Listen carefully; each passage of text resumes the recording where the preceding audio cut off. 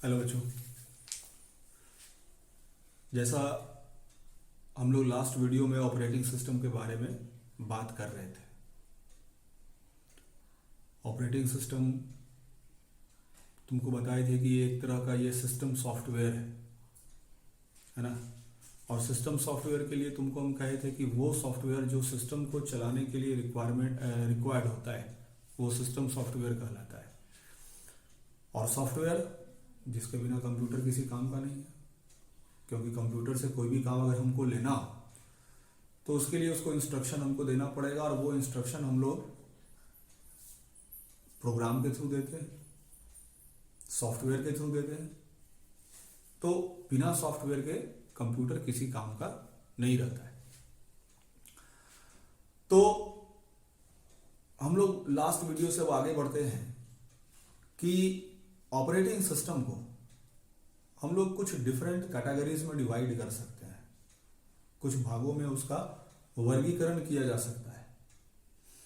जैसे एक हम लोग ये कह सकते हैं कि सिंगल यूजर ऑपरेटिंग सिस्टम। अब जैसा इसके नाम से पता चल रहा है, सिंगल यूजर ऑपरेटिंग सिस्टम कहने से हमारा मतलब है ऐसा ऑपरेटिंग सिस्टम जिसमें एक समय में कोई एक ही यूजर काम करता हो। ठीक है, जैसे हमारा स्मार्टफोन जो है, हमारा पर्सनल फोन जो है, एंड्रॉयड ऑपरेटिंग सिस्टम है, वो सिंगल यूजर ऑपरेटिंग सिस्टम है। एट अ टाइम हम उसमें कोई एक ही यूजर के थ्रू काम कर सकते हैं। दूसरा, मल्टी यूजर ऑपरेटिंग सिस्टम। फिर इसमें वही बात कि नाम से पता चल रहा है कि एक समय में एक से ज्यादा यूजर उस तरह के ऑपरेटिंग सिस्टम पर काम कर सकता है। मल्टी प्रोग्रामिंग भी हम कह सकते हैं, मतलब एक से ज्यादा प्रोग्राम सेम टाइम में एग्जीक्यूट हो रहा है। अभी इसी टाइप का एक और टर्म अभी आगे बात करेंगे, मल्टी प्रोसेसिंग। तो ये मल्टी प्रोग्रामिंग और मल्टी प्रोसेसिंग सुनने में लगभग एक जैसा है, इसका कंसेप्ट भी एक टाइप का लगेगा, लेकिन एक माइनर सा डिफरेंस है, उसके बारे में हम लोग अभी थोड़ी देर में बात करेंगे। तो अभी के लिए इतना जान लो कि मल्टी यूजर ऑपरेटिंग सिस्टम का मतलब हो गया कि वैसा ऑपरेटिंग सिस्टम जिसमें एक से ज्यादा यूजर एक समय में काम कर रहे हैं या फिर एक से ज्यादा प्रोग्राम रन कर रहे हैं, है ना। जैसे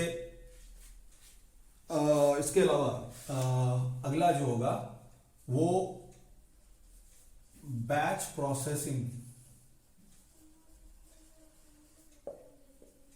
ऑपरेटिंग सिस्टम।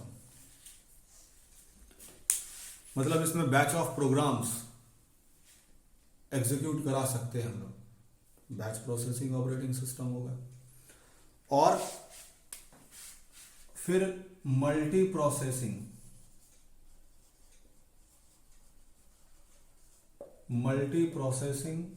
Operating system. तो अब इस टर्म पर हम लोग चर्चा करें, मल्टी प्रोसेसिंग और मल्टी प्रोग्रामिंग में क्या अंतर है।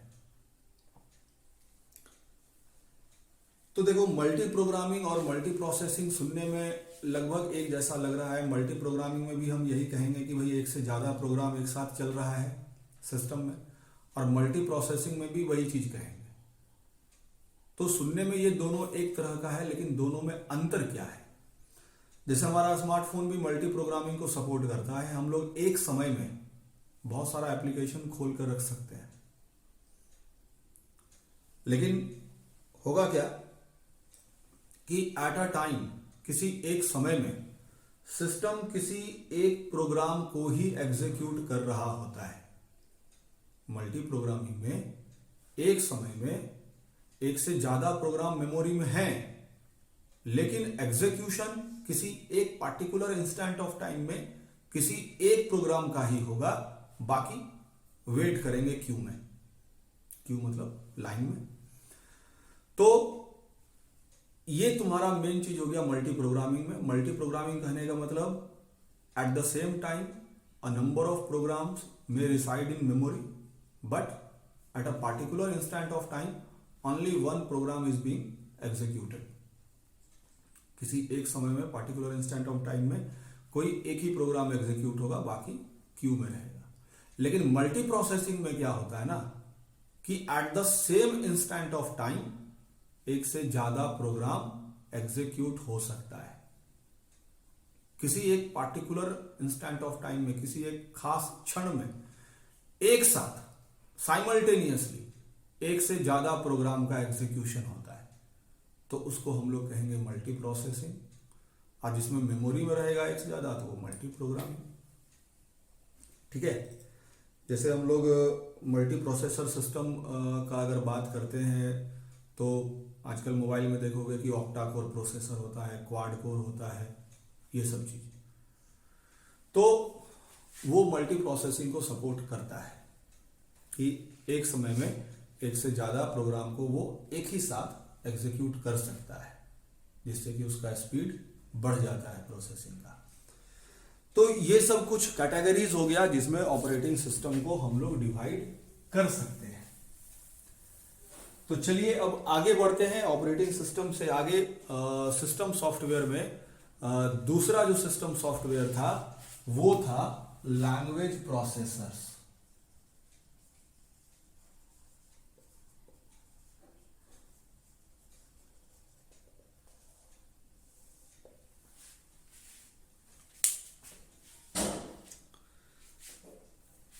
तो लैंग्वेज प्रोसेसर्स क्या होता है, तो फिर इसके नाम से कोरिलेट कर लो। लैंग्वेज प्रोसेसर का है मतलब जो लैंग्वेज का प्रोसेसिंग करेगा।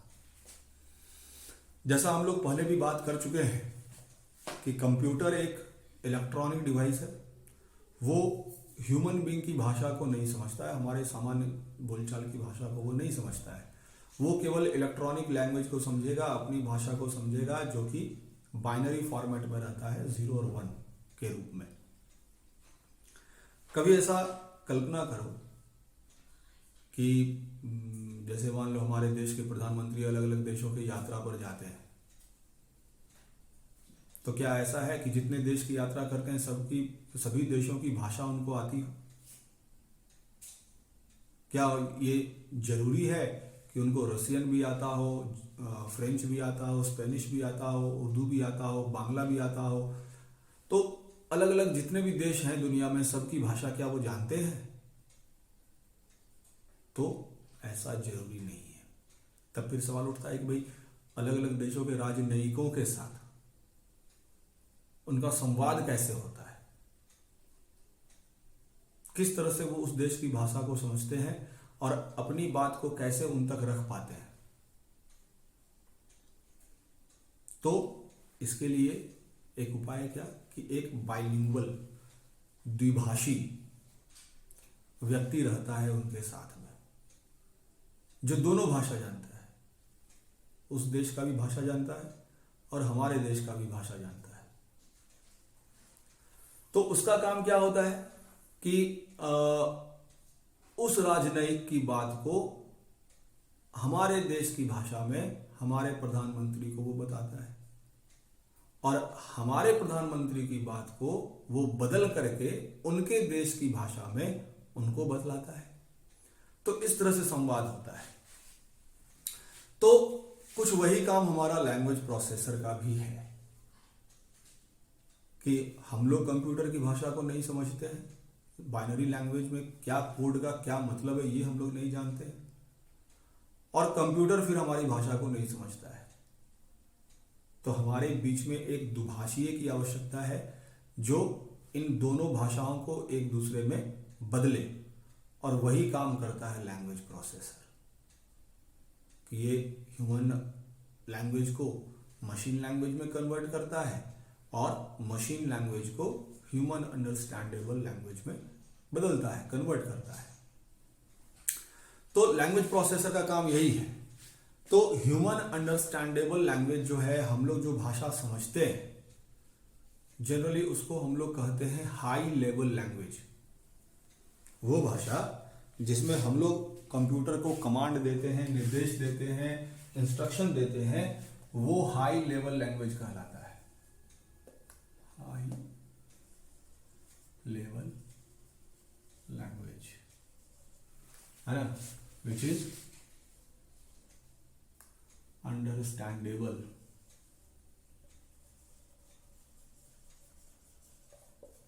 To human being.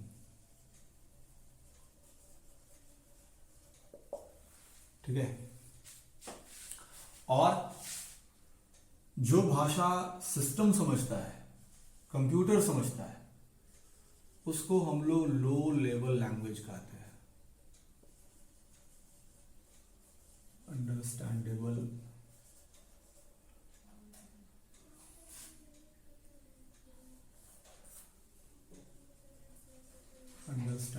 by the system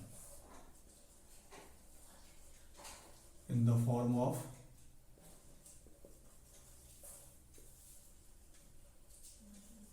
zero and one. तो ये लो लेवल लैंग्वेज हो गया, जो कंप्यूटर समझता है भाषा, जीरो और वन के फॉर्मेट में, बाइनरी लैंग्वेज के रूप में। तो इन दोनों को एक दूसरे में बदलने का काम करता है लैंग्वेज प्रोसेसर। तो लैंग्वेज प्रोसेसर को भी हम लोग कुछ अलग अलग कैटेगरीज में बांटते हैं। क्या क्या? तो एक होता है असेंबलर,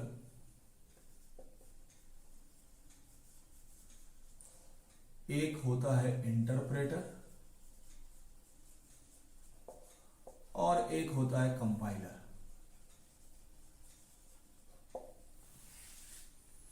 अब इन तीनों के बारे में हम लोग बात कर लें। असेंबलर, इंटरप्रेटर और कंपाइलर। सबसे पहले हम लोग आते हैं असेंबलर, कि असेंबलर किसको कहेंगे, इसका काम क्या होगा। तो सिंपल सा बात है, असेंबलर हम लोग ऐसे लैंग्वेज प्रोसेसर को कहेंगे जिसका काम असेंबली लैंग्वेज को मशीन लैंग्वेज में कन्वर्ट करना होता है, और मशीन लैंग्वेज को असेंबली लैंग्वेज में। तो असेंबली लैंग्वेज किसको कहते हैं? तो ये एक बीच का लैंग्वेज है, हाई लेवल और लो लेवल लैंग्वेज के बीच का। कहने का मतलब इंस्ट्रक्शंस इसमें भी कमोबेश हाई लेवल लैंग्वेज के जैसे ही होंगे, लेकिन ये मशीन डिपेंडेंट होते हैं। नेमोनिक्स यूज किया जाता है इसमें। ठीक है, मतलब एक पार्टिकुलर सिस्टम के लिए अगर असेंबली लैंग्वेज में कोई प्रोग्राम लिखा हुआ है तो वो कोई दूसरे सिस्टम पर रन करे, ये जरूरी नहीं है, पोर्टेबल नहीं होता है, सिस्टम स्पेसिफिक होगा। तो उसको हम लोग कहते हैं असेंबली लैंग्वेज, है ना। मशीन डिपेंडेंट और नेमोनिक्स के रूप में लिखा हुआ जो भी हमारा कोड है वो कहलाता है असेंबली लैंग्वेज में लिखा हुआ कोड है। और असेंबलर का काम होता है कि उसको वो लो लेवल लैंग्वेज में कन्वर्ट करता है, बदलता है, और लो लेवल से असेंबली लैंग्वेज। नेक्स्ट फिर हम लोग आते हैं इंटरप्रेटर और कंपाइलर। ये दोनों का काम है हाई लेवल लैंग्वेज को लो लेवल लैंग्वेज में कन्वर्ट करना, और लो लेवल से हाई लेवल लैंग्वेज। तो फिर दोनों में अंतर क्या भाई? इंटरप्रेटर भी मेरा हाई लेवल लैंग्वेज को लो लेवल लैंग्वेज में कन्वर्ट कर रहा है, और कंपाइलर भी। हम फिर से रिपीट कर दे रहे हैं कि हाई लेवल लैंग्वेज कहेंगे कि वो सारा प्रोग्रामिंग लैंग्वेजेस जिसके मदद से हम लोग कंप्यूटर को इंस्ट्रक्शंस प्रोवाइड करते हैं, वो इंग्लिश टाइप सेंटेंस के रूप में हमारा रहता है। कोड वगैरह जो है उसका इंस्ट्रक्शन जो है, तो वो तो कंप्यूटर समझेगा नहीं। तो हाई लेवल लैंग्वेज को ये दोनों लो लेवल लैंग्वेज में कन्वर्ट करेगा, और वाइस वर्सा, उसका उल्टा। तो सवाल उठता है कि काम जब दोनों का एक ही है तो दोनों में अंतर क्या है? तो देखो, मेन अंतर यह है कि इंटरप्रेटर जो है वो किसी प्रोग्राम को जो कि हाई लेवल लैंग्वेज के रूप में लिखा हुआ है उसको लो लेवल लैंग्वेज में कन्वर्ट करता है, लेकिन ये काम वो करता है लाइन बाय लाइन। ठीक है, मतलब इंस्ट्रक्शन बाय इंस्ट्रक्शन। जैसे जैसे हम लोग इंस्ट्रक्शन देते जाएंगे वो हर एक इंस्ट्रक्शन को चेक करेगा। जैसे ये इंस्ट्रक्शन लिखे, एंटर की प्रेस किए, इंस्ट्रक्शन को चेक करेगा क्या वो सिंटैक्टिकली और प्रोग्रामिंग लैंग्वेज के सारे रूल को फॉलो कर रहा है। अगर कर रहा है तब फिर आप आगे बढ़ जाइए, अगला इंस्ट्रक्शन लिखिए प्रोग्राम का। लेकिन अगर उसमें एरर है, अगर वो प्रोग्रामिंग लैंग्वेज के रूल को फॉलो करके नहीं लिखा हुआ है, तब वो तुमको तुरंत एरर मैसेज जनरेट कर देगा। और जब तक हम लोग उस एरर को सुधारेंगे नहीं, तब तक हम लोग अगला इंस्ट्रक्शन उस प्रोग्राम में नहीं लिख सकते हैं। तो ये काम हुआ इंटरप्रेटर का, कि इंटरप्रेटर हाई लेवल लैंग्वेज से लो लेवल लैंग्वेज में कन्वर्ट करेगा, लेकिन ये काम वो करेगा लाइन बाय लाइन। ठीक है, कि converts high level language to low level language line by line.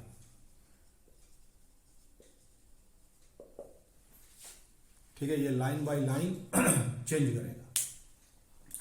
जबकि कंपाइलर का काम क्या है, ये भी हाई लेवल लैंग्वेज से लो लेवल लैंग्वेज में कन्वर्ट कर रहा है, लेकिन ये क्या करेगा कि ये पूरे प्रोग्राम को एक बार स्कैन कर लेगा, रीड कर लेगा। जिस जिस जगह पर एरर रहेगा वो सभी एरर को वो तुमको एक साथ रिप्रेजेंट कर देगा अलॉन्ग विद लाइन नंबर और एरर का डिस्क्रिप्शन, कि भाई इस फलाने लाइन में ये एरर है, फलाने लाइन में ये एरर है, इस तरह से। तो ये इन वन गो कह सकते हैं, एक ही बार में पूरा प्रोग्राम रीड करके उसको वो कन्वर्ट करेगा लो लेवल लैंग्वेज में, और जो भी एरर वगैरह होगा वो अलॉन्ग विद लाइन नंबर आपको रिप्रेजेंट कर देगा। फिर क्या ये प्रोग्रामर का काम है कि जो भी एरर्स हैं उनको सुधार लिया जाए, सारे एरर को हटा दिया जाए, तब फिर प्रोग्राम सक्सेसफुली कंपाइल होगा और तब जाकर के वो रन कर सकता है, नहीं तो नहीं कर सकता है। तो it converts high level language to low level language in one go, एक ही बार में। तब इन दोनों के काम करने के तरीके से तुम ये भी पता कर सकते हो, सोच सकते हो, थोड़ा सा आईक्यू अपना लगा सकते हो कि क्योंकि इसको लाइन बाय लाइन कन्वर्ट करना है हाई लेवल लैंग्वेज से लो लेवल लैंग्वेज में, तो ये तब तक इंटरप्रेटर को हमको मेमोरी में रखना होगा, और ये रहेगा जब तक वो प्रोग्राम रन कर रहा है। कंपाइलर हमेशा मेमोरी में रहने का जरूरत नहीं है इसको, क्योंकि ये पूरे प्रोग्राम को एक बार में स्कैन करके जितना भी एरर है वो आपको बता देता है। ठीक है, तो ये हमेशा मेमोरी में रहेगा जब तक प्रोग्राम एग्जीक्यूट कर रहा है, या हम लोग उसको जब तक एरर पूरा फ्री नहीं कर देते हैं तब तक। और ये केवल जब हम लोग उसको कंपाइल करेंगे तभी इसका जरूरत हमारा मेमोरी में आने का रहेगा, नहीं तो ये मेमोरी में नहीं भी रहेगा तो कोई दिक्कत वाला बात नहीं है। तो ये हो गया तुमको बात लैंग्वेज प्रोसेसर्स का। ठीक है, अब चलो हम लोग आगे बढ़ते हैं। सिस्टम सॉफ्टवेयर का बात हो गया, अब हम लोग आते हैं एप्लीकेशन सॉफ्टवेयर में।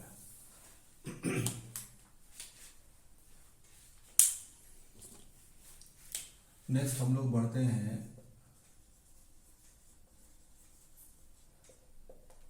Application software.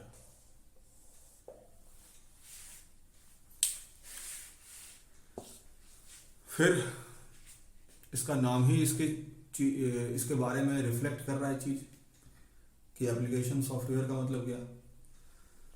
तो सिंपल सा बात है कि वो सॉफ्टवेयर जो किसी खास उद्देश्य के लिए, किसी खास काम के लिए बनाया गया है, उसको हम लोग कहेंगे एप्लीकेशन सॉफ्टवेयर है। जैसे मान लो मेरा कहना है कि आज के समय में मैक्सिमम लोग घर बैठे टिकट बुक कर लेते हैं ट्रेन का, घर बैठे मोबाइल रिचार्ज कर लेते हैं, घर बैठे अपने केबल टीवी या डिश टीवी जो भी है उसको रिचार्ज कर लेते हैं, घर बैठे बिजली का बिल जमा कर लेते हैं। तो क्या ये सब कैसे होता है? तो इन सब के लिए कुछ खास सॉफ्टवेयर बना हुआ है। घर बैठे हम कोई भी सामान मंगा लेते हैं, है ना। तो कहने का मतलब है कि शॉपिंग के लिए क्या होगा कि अलग तरह का सॉफ्टवेयर होगा जिसमें प्रोडक्ट का सारा डिस्क्रिप्शन रहेगा, उसका प्राइस रहेगा, उसका क्या डायमेंशंस है वो रहेगा, उसका फीचर क्या क्या है वो रहेगा, ठीक है। फ़ोन रिचार्ज करने का अगर हम बात करें तो उसके लिए अलग टाइप का सॉफ्टवेयर चाहिए खास, है ना, कि उसमें कौन कौन से रिचार्ज के प्लान्स अवेलेबल हैं, वैलिडिटी कौन से अमाउंट में कितना है, कौन कितना डेटा प्रोवाइड कर रहा है, ये सारा चीज़ उसमें डिस्क्रिप्शन रहना चाहिए। टिकट बुक करने के लिए जो हमारा सॉफ्टवेयर है वो अलग तरह का होगा कि भाई अगर मान लो ट्रेन का टिकट बुक कर रहे हैं तो कितना बर्थ अवेलेबल है, कितना सीट अवेलेबल है, कितना किराया है, क्या टाइमिंग है ट्रेन का, फलाने स्टेशन पे कितने बजे पहुंचेगा, आप बोर्डिंग कहाँ से करोगे, तो ये सारा इन्फॉर्मेशन देना पड़ेगा, पैसेंजर्स का डिटेल देना पड़ेगा।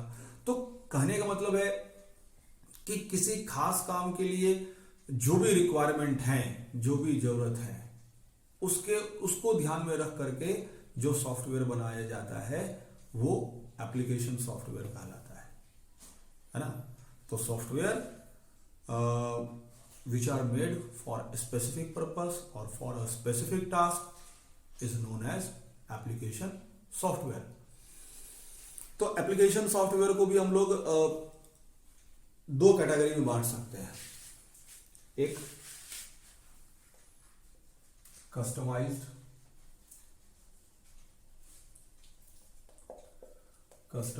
Application software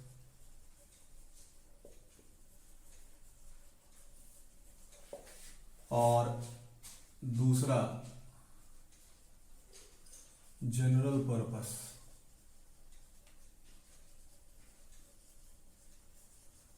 application software. अब ये दोनों में क्या है? पहला हम कह रहे हैं कस्टमाइज्ड एप्लीकेशन सॉफ्टवेयर।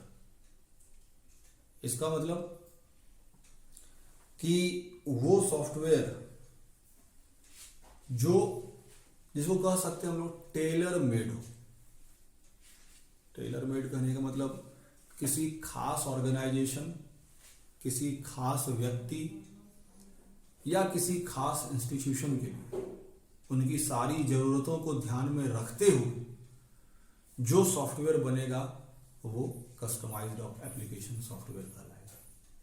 जैसे मान लो मेरा कहने का मतलब है कि वो सॉफ्टवेयर जो बैंक में यूज हो रहा है वो तुम्हारा रेलवे रिजर्वेशन में काम नहीं करेगा, उसका कोई मतलब ही नहीं बनता है। जो बैंक में सॉफ्टवेयर यूज हो रहा है वो किसी एजुकेशनल इंस्टीट्यूशन में काम में नहीं आएगा, या किसी पार्टिकुलर एजुकेशनल इंस्टीट्यूशन का अगर कोई सॉफ्टवेयर है तो वो दूसरे एजुकेशनल इंस्टीट्यूशन में काम करे, ये भी कोई जरूरी नहीं है। हो सकता है उसका जरूरत उससे अलग हो।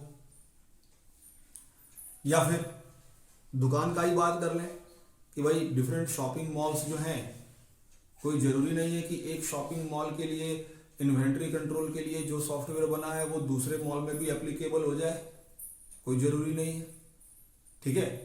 तो कहने का मतलब है कि किसी खास ऑर्गेनाइजेशन, किसी खास इंस्टीट्यूशन या किसी खास पर्सन के सारी जरूरतों को ध्यान में रखते हुए जो सॉफ्टवेयर बनाया जाएगा, जो बनेगा, वो कस्टमाइज्ड एप्लीकेशन सॉफ्टवेयर कहलाएगा। जैसे जिस सॉफ्टवेयर पे हम लोग क्लास ले रहे हैं, तुम क्लास कर रहे हो, ठीक है।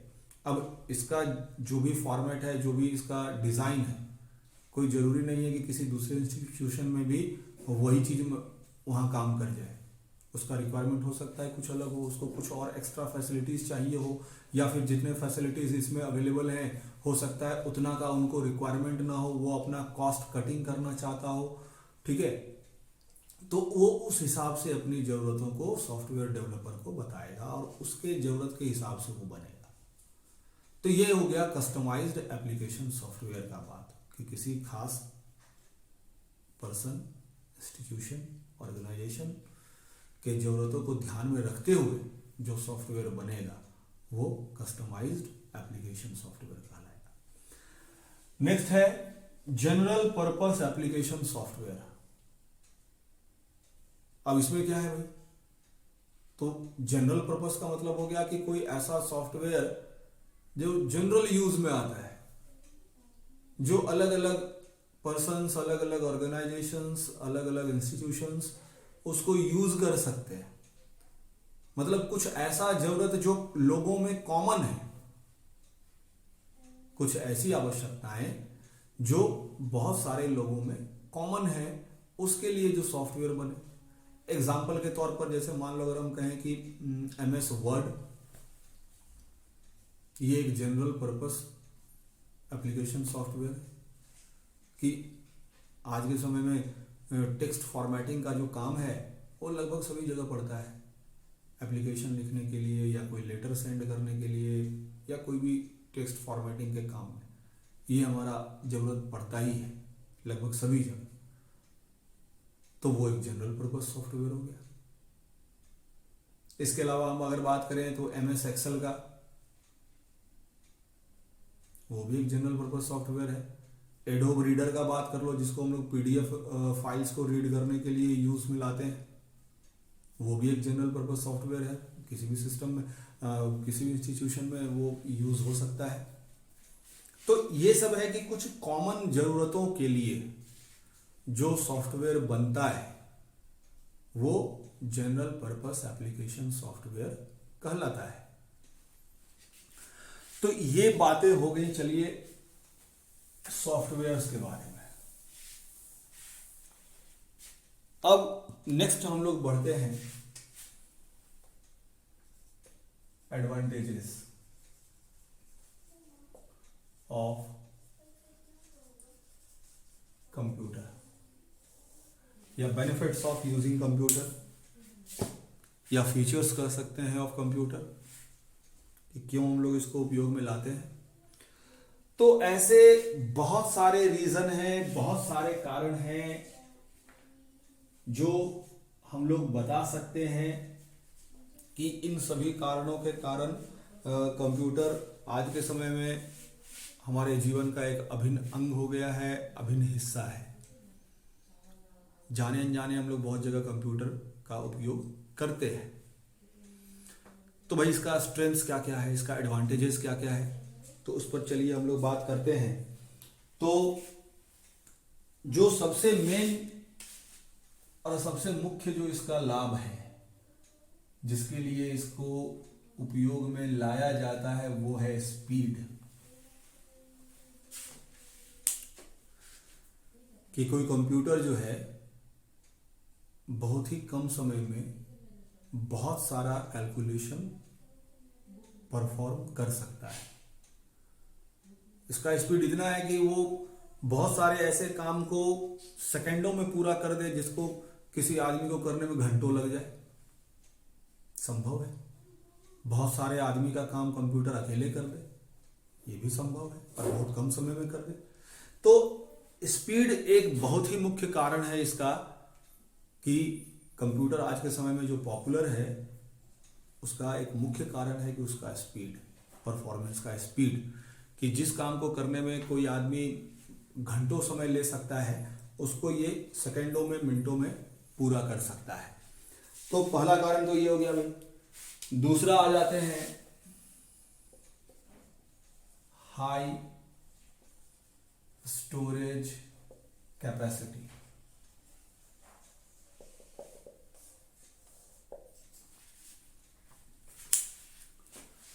आज के समय में अगर बात किया जाए तो कंप्यूटर सिस्टम का जो स्टोरेज कैपेसिटी है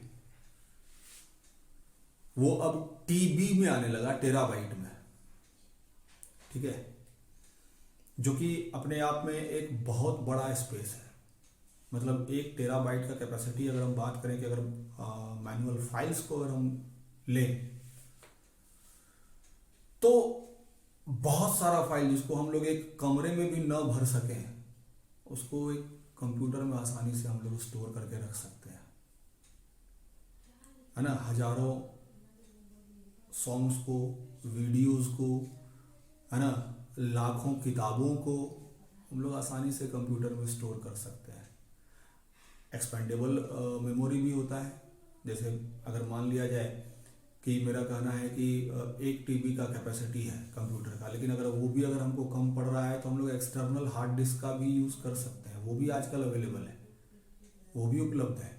तो इसका हाई स्टोरेज कैपेसिटी है। और दूसरी सबसे बड़ी विशेषता इसकी ये कि डेटा इसमें वो परमानेंटली स्टोर्ड रहेगा।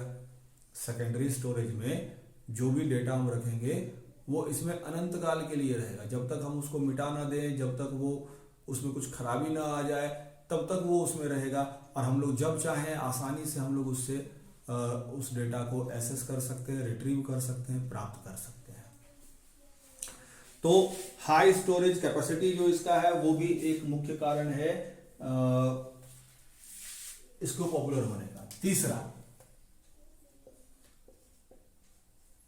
एक्यूरेसी, जिस कारण से ये रिलायबल है, विश्वसनीय है कि इसका कैलकुलेशन में कहीं कोई मिस्टेक नहीं होगा। अगर प्रोग्राम सही से किया हुआ है कंप्यूटर को, तो इसको तुम कितना भी कैलकुलेशन दे दो, कितना भी बड़ा कैलकुलेशन दे दो, कितना भी बड़ा काम दे दो, ये हर काम को विद 100% एक्यूरेसी ये कंप्लीट करेगा, है ना। ह्यूमन बीइंग का क्या है कि अगर मान लो हम लोग एक ही काम कर रहे हैं, बार बार एक ही काम कर रहे हैं, अगर मान लो शुरुआत में हम लोग उसको मन से करें तो शुरुआत में अच्छी तरह से परफॉर्म कर रहे हैं उस काम को, है ना। लेकिन जैसे जैसे समय बीतेगा, एक ही काम को अगर 5 घंटे 6 घंटे लगातार करने के लिए दे दिया जाए तो हम लोग बोर हो जाते हैं और हम लोग उसमें गलती करने लगते हैं, ठीक है। लेकिन कंप्यूटर के साथ ये बात नहीं है। ये घंटों किसी काम को लगातार कर सकता है, बोर नहीं होगा, और उसी एक्यूरेसी से हमेशा वो काम करता रहेगा जैसे शुरू में कर रहा था, चाहे वो कितने भी लंबे समय के लिए काम क्यों ना कर रहा हो। तो इस चलते इसकी विश्वसनीयता जो है काफी बढ़ जाती है, और यही कारण है कि ये बहुत पॉपुलर है। इसी चीज पर बेस्ड रिलायबिलिटी, विश्वसनीयता इसका। तो जैसा हम अभी कह रहे थे कि किसी भी काम को ये घंटों लगातार कर सकता है, कहीं कोई उसमें वो गलती नहीं करेगा। तो इसीलिए जो भी कैलकुलेशन या कंप्यूटेशन इसको करने के लिए दिया हुआ रहेगा, उसको ये 100% एक्यूरेसी के साथ परफॉर्म करेगा। उसमें हम लोगों को जरा भी शक करने का जरूरत नहीं है कि भाई हो सकता है कि गलत कर दिया हो, एक बार रीचेक कर लें, कोई इसका आवश्यकता नहीं है। अगर कंप्यूटर प्रोग्राम सही से किया हुआ है तो उसका जो कैलकुलेशन होगा वो भी 100% एक्यूरेट ही होगा। और नेक्स्ट है वर्सैटिलिटी। वर्सटाइल है। वर्सटाइल कहने का मतलब कि बहुत सारे अलग अलग तरह के कामों को ये परफॉर्म कर सकता है। हम लोग कंप्यूटर में कोई न्यूमेरिक कैलकुलेशन कर सकते हैं, at the same time song सुन सकते हैं, वीडियो चला सकते हैं, कोई किताब पढ़ सकते हैं, ठीक है। तो बहुत तरह का काम हम लोग कंप्यूटर में कर सकते हैं। ये बहुत सारे हमारे कामों को अकेले परफॉर्म कर सकता है। तो हम लोग कहेंगे कि ये एक तरह से वर्सटाइल डिवाइस है, जो कि अलग अलग तरह के काफ़ी सारे कामों को ये पूरा कर सकता है। हम लोग इस पर गेम भी खेल सकते हैं, मूवीज़ देख सकते हैं, सॉन्ग सुन सकते हैं, टेक्स्ट फॉर्मेटिंग कर सकते हैं, किताब पढ़ सकते हैं, नेट पे सर्फिंग कर सकते हैं। तो काफ़ी सारी चीज़ें ऐसी हैं जो हम लोग इस पर परफॉर्म कर सकते हैं। तो इसीलिए इसको हम लोग कहते हैं कि ये एक वर्सटाइल डिवाइस है, बहुत तरह के कामों को ये पूरा कर सकता है। तो ये कुछ एडवांटेजेस हो गए, कुछ हम लोग कह सकते हैं एडवांटेजेस हैं, बेनिफिट्स हैं, स्ट्रेंथ हैं कंप्यूटर के। इसके अलावा इसका कुछ वीकनेस भी होगा, कुछ लिमिटेशन होगा, कुछ डिमेरिट होगा, जिसके बारे में हम लोग नेक्स्ट वीडियो में बात करेंगे।